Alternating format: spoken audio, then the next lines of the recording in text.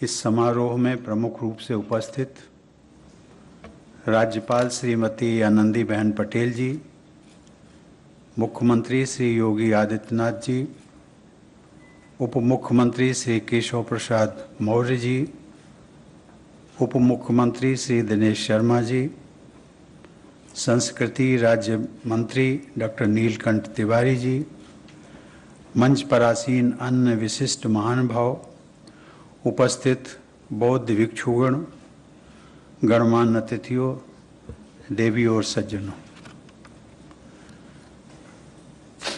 इसे मैं अपना सौभाग्य मानता हूँ कि मुझे आज डॉक्टर भीमराव अंबेडकर सांस्कृतिक केंद्र का शिलान्यास करने का शुभ अवसर प्राप्त हुआ।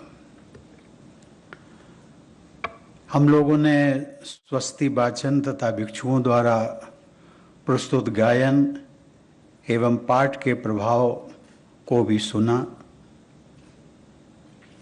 और एक इस प्रकार से आध्यात्मिक वातावरण बना। आध्यात्मिक वातावरण की बात मैं इसलिए करता हूँ क्योंकि भिक्षुओं द्वारा जो प्रस्तुत गायन एवं पाठ का यहाँ पर हम सब लोगों के साथ रखा गया, उसमें बार बार यदि हमने ध्यान से सुना होगा, बार बार वो कहते थे भवतु सब्ब मंगलम। ये शब्द भगवान बुद्ध के थे, उसको बाबा साहब बार बार दोहराते थे। बाबा साहब इसके पीछे एक बहुत अच्छा तर्क देते थे। वो कहते थे कि लोकतंत्र में हर सरकार का ये दायित्व है, उसका कर्तव्य है, उसका जो एक मिशन होना चाहिए हर सरकार का, वो यही होना चाहिए भवतु सब्ब मंगलम, अर्थात उनकी प्रजा की सबकी भलाई। और ये सबकी भलाई, अब उसको राजनीतिक दल कोई किसी प्रकार से सबका विकास, सबका, ये सारे चीजें आ सकती हैं, लेकिन एक जिसका मैं उल्लेख कर रहा हूं कि मुझे खुशी है कि वर्तमान सरकार भवतु सब्ब मंगलम का जो मूल पाठ है, मूल उद्देश्य है, उसको साकार कर रही है।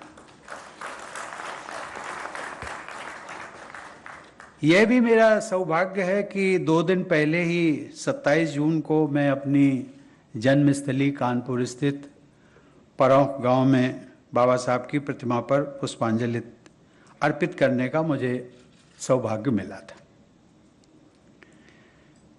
आज के दिन का एक औचित्य मुख्यमंत्री जी ने उल्लेख किया।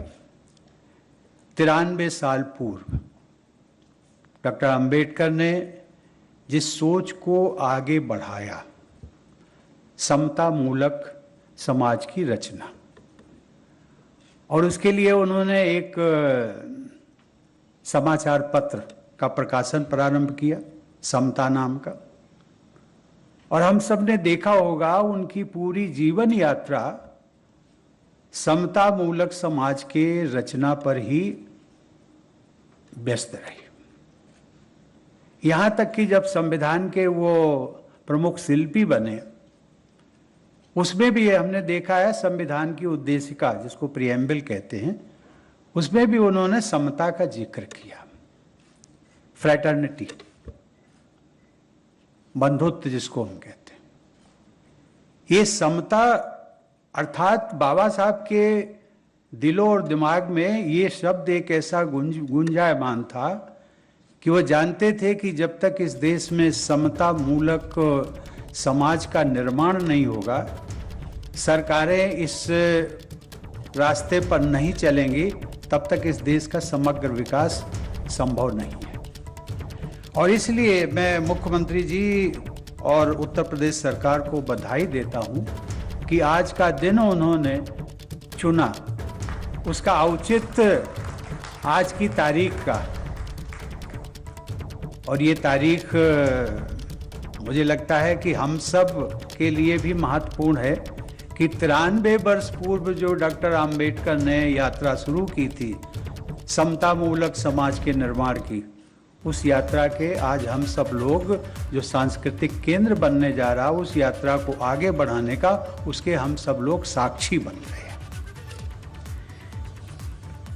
इस लखनऊ शहर से बाबा साहब आम्बेडकर का भी एक खास संबंध रहा है, जिसके कारण लखनऊ को बाबा साहब की कभी कभी स्नेह भूमि भी कहा जाता है। बाबा साहब के लिए गुरु समान बोधानंद जी और उन्हें दीक्षा प्रदान करने वाले भदंत प्रज्ञानंद जी दोनों का निवास लखनऊ में ही था और बाबा साहब बराबर आते थे, उनसे विचार विमर्श होता था। दिसंबर 2017 में जब मैं लखनऊ आया था तो बाबा साहब भीमराव अंबेडकर विश्वविद्यालय के दीक्षांत समारोह में भाग लेने का मुझे अवसर मिला था। अपनी उस लखनऊ यात्रा के दौरान मैंने भदंत प्रज्ञानंद जी की पुण्य स्थली पर जाकर उनकी स्मृतियों को सादर नमन भी किया था। बाबा साहब की स्मृतियों से जुड़े सभी स्थल हम भारतवासियों के लिए विशेष महत्व रखते हैं। भारत सरकार द्वारा बाबा साहब से जुड़े महत्वपूर्ण स्थानों को तीर्थ स्थलों के रूप में विकसित किया गया। महू, जहां वो पैदा हुए, उनकी जन्मभूमि, नागपुर में दीक्षा भूमि, दिल्ली में परिनिर्वाण स्थल, मुंबई में चैत्य भूमि तथा लंदन में अंबेडकर मेमोरियल होम को तीर्थ स्थलों की श्रेणी में रखा गया। साथ ही दिसंबर 2017 से दिल्ली में अंबेडकर इंटरनेशनल सेंटर की स्थापना से देश विदेश में बाबा साहब के विचारों के प्रचार प्रसार का एक महत्वपूर्ण मंच राष्ट्रीय राजधानी में भी उपलब्ध हुआ है। और मुझे प्रसन्नता इस बात की है कि जिस प्रकार की सोच अंबेडकर इंटरनेशनल सेंटर जो दिल्ली में स्थापित हुआ, प्रधानमंत्री जी ने उसका शिलान्यास किया था, उसी परंपरा को आगे बढ़ाते हुए उत्तर प्रदेश सरकार ने भी उत्तर प्रदेश की राजधानी में डॉक्टर अंबेडकर स्मारक और सांस्कृतिक केंद्र की स्थापना का आज शुभारंभ हुआ है। बाबा साहब की स्नेह भूमि लखनऊ में उनके स्मारक के रूप में सांस्कृतिक केंद्र का निर्माण करने की उत्तर प्रदेश सरकार की पहल, जिसकी जितनी भी सराहना की जाए वो कम है। कुछ देर पहले हमने इस सांस्कृतिक केंद्र की अनेक सुविधाओं के बारे में प्रदर्शित फिल्म का अवलोकन भी किया।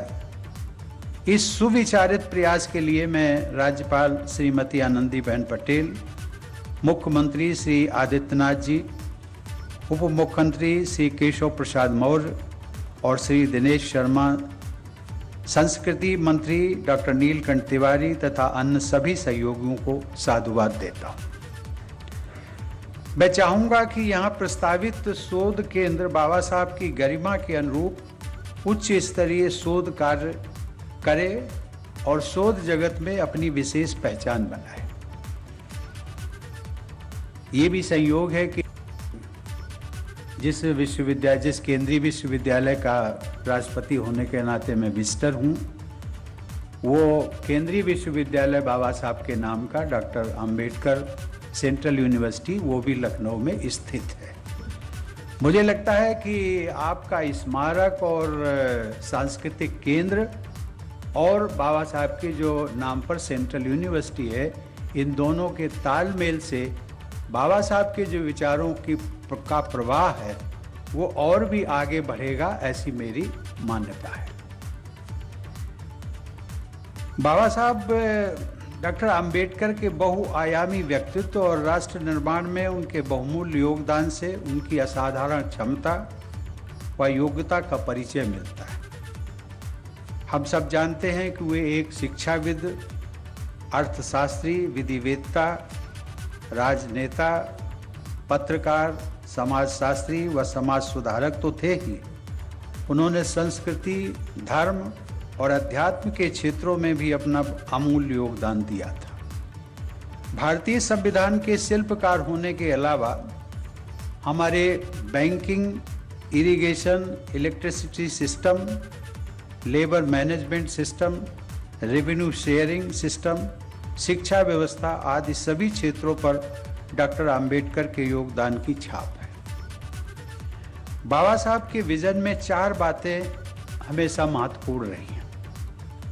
ये 4 बातें हैं नैतिकता, समता, आत्मसम्मान और भारतीयता। इन चारों आदर्शों तथा जीवन मूल्यों की झलक बाबा साहब के चिंतन एवं कार्यों में दिखाई देती है। बाबा साहब की सांस्कृतिक सोच मूलतः समता और समरसता पर आधारित थी।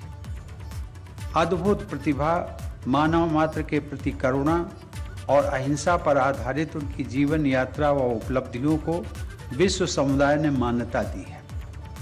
सन 2016 में 100 से भी अधिक देशों के प्रतिनिधियों ने संयुक्त राष्ट्र संघ में आयोजित बाबा साहब की 125वीं जयंती समारोह में भागीदारी करते हुए मानवता के समग्र विकास में उनके बहुमूल्य योगदान को सराहा था। देवी और सज्जनों, भगवान बुद्ध के विचारों का भारत की धरती पर इतना गहरा प्रभाव है। मैं यहाँ पर भगवान बुद्ध का उल्लेख इसलिए कर रहा हूँ क्योंकि बाबा साहब के चिंतन में भी भगवान बुद्ध पूरी तरह से छाए हुए हैं। इतना गहरा प्रभाव है कि भारतीय संस्कृति के महत्व को न समझने वाले साम्राज्यवादी लोगों को भी महात्मा बुद्ध से जुड़े सांस्कृतिक आयामों को अपनाना पड़ा। राष्ट्रपति भवन, जिसका निर्माण लगभग 100 साल पूर्व हुआ था, राष्ट्रपति भवन के भव्य गुंबद की बनावट बौद्ध धर्म से जुड़ी वैश्विक विरासत सांची स्तूप पर आधारित है। उसी गुंबद पर हमारा राष्ट्रीय ध्वज लहराता है। हमारे राष्ट्र ध्वज के केंद्र में सारनाथ के धर्म चक्र पर आधारित अशोक चक्र अंकित।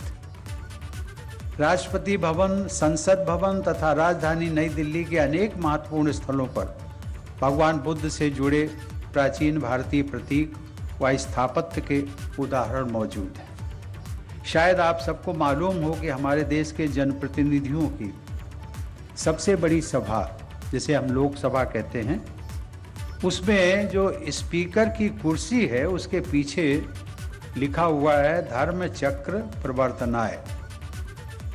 ये संदेश अंकित है, जिसका आह्वान गौतम बुद्ध ने अपने प्रथम प्रवचन में किया था। डॉक्टर आम्बेडकर ने भगवान बुद्ध के विचारों को प्रसारित किया। उनके इस प्रयास के मूल में करुणा, बंधुता, अहिंसा, समता और पारस्परिक सम्मान जैसे भारतीय मूल्यों को जन जन तक पहुंचाने का और सामाजिक न्याय के आदर्श को कार्य रूप देने का उनका उद्देश्य परिलक्षित होता है।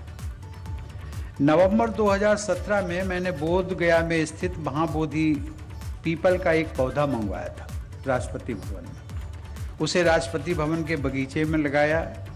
उस अवसर पर सभी धर्मों के प्रतिनिधियों और हरिजन सेवक संघ के सदस्यों को मैंने आमंत्रित किया था। मेरी दृष्टि में वह पौधा बुद्ध और सही मायने में डॉक्टर आम्बेडकर की व्यापक और करुणा में विश्व दृष्टि का प्रतीक है। वो जो 6 इंच का पौधा, छोटा सा पौधा था, अब लगभग 6 फुट ऊंचा हो गया है। वह पौधा भगवान बुद्ध की व डॉक्टर आम्बेडकर की आध्यात्मिक व सांस्कृतिक विरासत के साथ साथ राष्ट्रपति भवन को जोड़ने के एक जीवंत सेतु के रूप में विद्यमान रहेगा। देवी और सज्जनों, अपने जीवन के अंतिम वर्षों के दौरान बाबा साहब ने आध्यात्मिक और सांस्कृतिक पहलुओं पर बहुत महत्वपूर्ण कार्य किए। 6 दिसंबर 1956 को महापरिनिर्वाण के 2 दिन पहले ही उन्होंने बुद्ध और धम्म पर अपनी अत्यंत महत्वपूर्ण पुस्तक की प्रस्तावना को अंतिम रूप दिया था। भगवान बुद्ध के करुणा और सौहार्द के संदेश को उन्होंने अपने जीवन और राजनीति का आधार बनाया। अक्टूबर 1956 को नागपुर में अपने एक संक्षिप्त भाषण में उन्होंने समाज की एकता पर बल देते हुए कहा था कि मैं उनको कोट कर रहा हूं। उन्होंने कहा था कि वो एक लोकसभा, भंडारा लोकसभा है, वहां से चुनाव लड़े थे, हार गए थे। उन्होंने कहा कि मैं भंडारा के उपचुनाव में पराजित हुआ हूं, मुझे ये बुरा नहीं लगता है।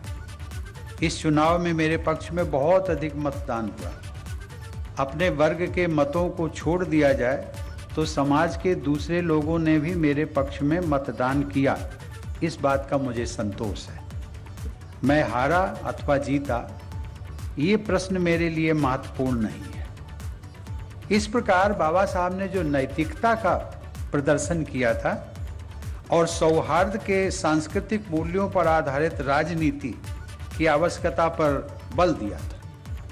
हमारे स्वाधीनता संग्राम के दौरान बाबा साहब के अनेक समकालीन देशवासी ये कहा करते थे, हम सब लोग जानते हैं जिस समय स्वाधीनता संग्राम, आज़ादी की लड़ाई चल रही थी, उस समय भी ये हिंदू मुस्लिम वैमनस्यता का बहुत प्रदर्शन होता था।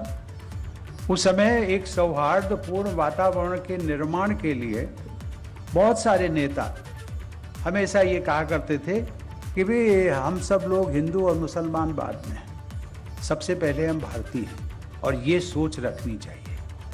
बहुत अच्छी चीज़। लेकिन बाबा साहब की सोच इससे ऊपर थी। जब दूसरे नेता ये कहते थे कि हम पहले भारतीय हैं, बाद में हिंदू, मुसलमान, क्रिश्चियन और सिख, तो बाबा साहब कहते थे नहीं, हम पहले भारतीय हैं, बाद में भारतीय हैं और अंत में भी भारतीय हैं।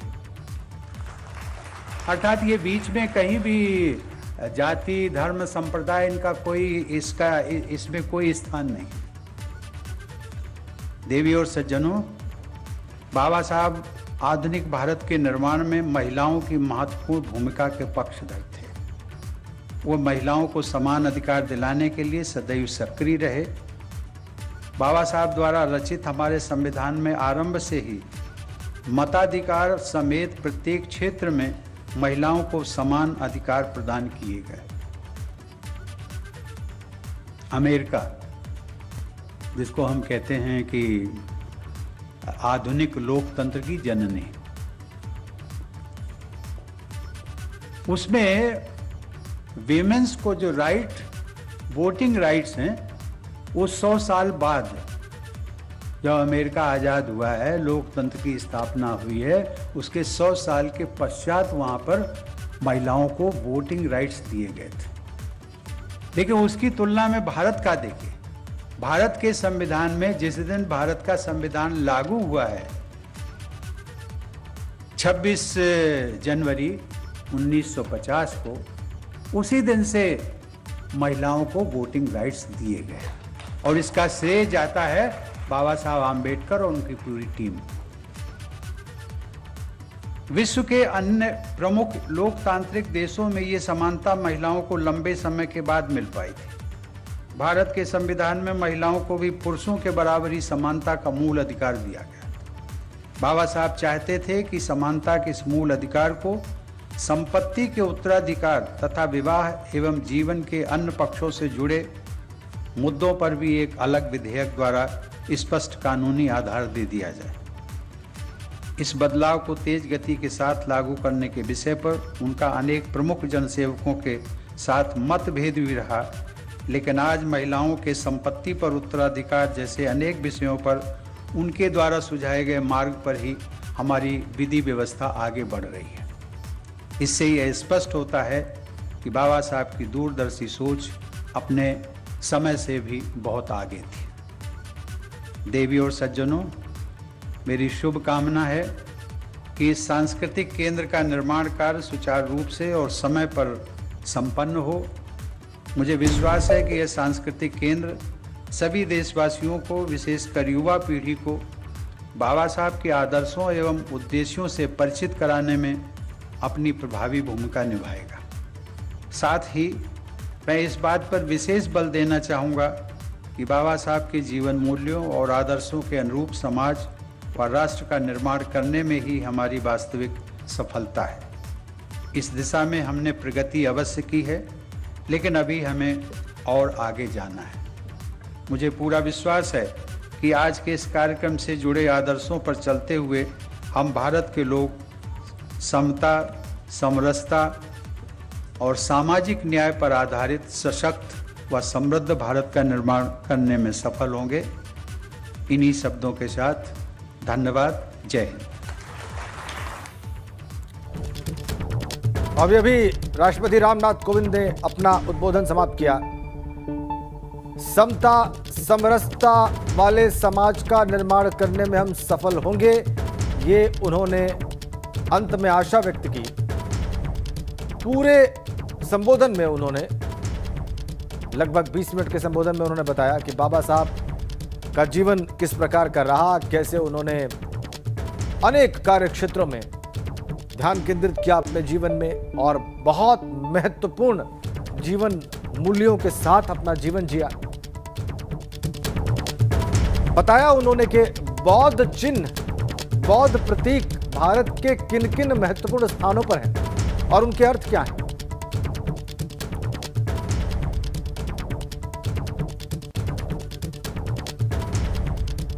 अभी कुछ क्षणों पहले इस शिलान्यास कार्यक्रम को संबोधित किया राष्ट्रपति रामनाथ कोविंद ने।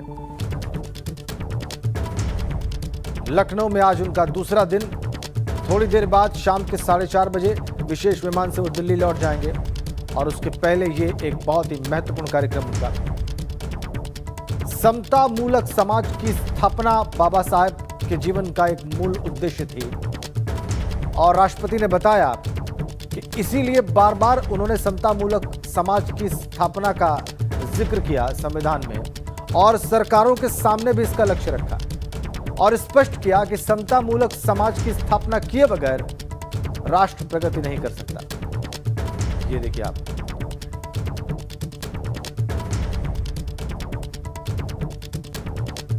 इस सेंटर का शिलान्यास भारत के राष्ट्रपति रामनाथ कोविंद के द्वारा शिलापट्ट का अनावरण किया राष्ट्रपति रामनाथ कोविंद ने इस तरह से। ये देखिए, और उपस्थिति उसमें उत्तर प्रदेश के मुख्यमंत्री योगी आदित्यनाथ की, जैसा कि अंकित है इस शिलापट्ट पर, और राज्यपाल श्रीमती आनंदीबेन पटेल। इसके अलावा दोनों उप मुख्यमंत्रियों के नाम अंकित हैं इस शिलापट्ट पर। तो इस तरीके से राष्ट्रपति रामनाथ कोविंद ने इस सेंटर का शिलान्यास किया है। 3 तस्वीरें इस पूरे कार्यक्रम से जुड़ी हुई। लोक भवन में है राष्ट्रपति। अंबेडकर सांस्कृतिक सेंटर का उन्होंने शिलान्यास किया। सीएम योगी ने जैसे उनका स्वागत किया उस वक्त की तस्वीर भी इस वक्त आपकी स्क्रीन पर। राष्ट्रपति ने बताया कि कैसे लखनऊ बाबा साहब की स्नेह भूमि रही और उन्होंने ये भी कहा कि इसी प्रकार का एक सेंटर राजधानी दिल्ली में स्थापित किया प्रधानमंत्री मोदी ने, उनके इनिशिएटिव पर हुआ और अब लखनऊ में हो रहा है। इसका उन्हें बहुत हर्ष है, इसकी उन्हें बहुत प्रसन्नता है।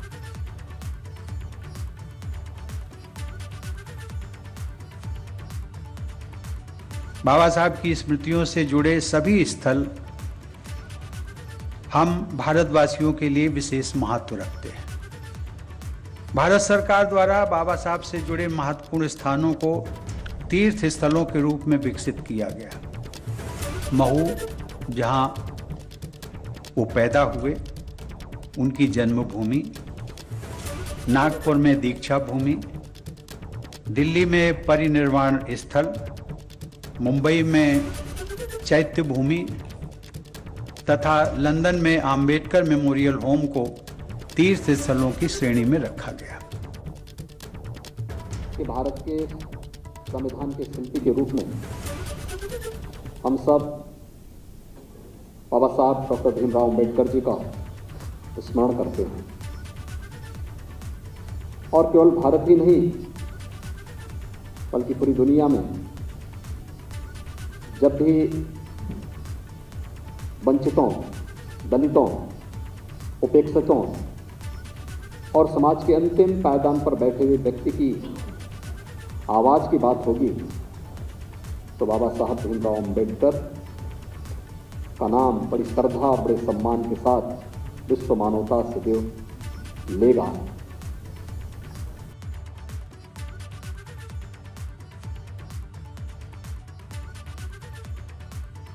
कोविंद ने उनके साथ आप देख सकते हैं गवर्नर आनंदीबेन पटेल को, और आप देख सकते हैं शिलान्यास कार्यक्रम में सबसे ऊपर उनका नाम, भारत गणराज्य के राष्ट्रपति, नीचे मुख्यमंत्री योगी आदित्यनाथ का नाम और उसके बाद गवर्नर आनंदीबेन पटेल और उसके बाद दोनों ही उप मुख्यमंत्रियों के नाम शिलापट्ट पर अंकित। आज शिलान्यास का कार्यक्रम अभी हुआ है और मुख्यमंत्री योगी आदित्यनाथ, गवर्नर आनंदीबेन पटेल और राष्ट्रपति रामनाथ कोविंद सभी ने इसको संबोधित किया और बाबा साहेब भीमराव अंबेडकर को याद किया।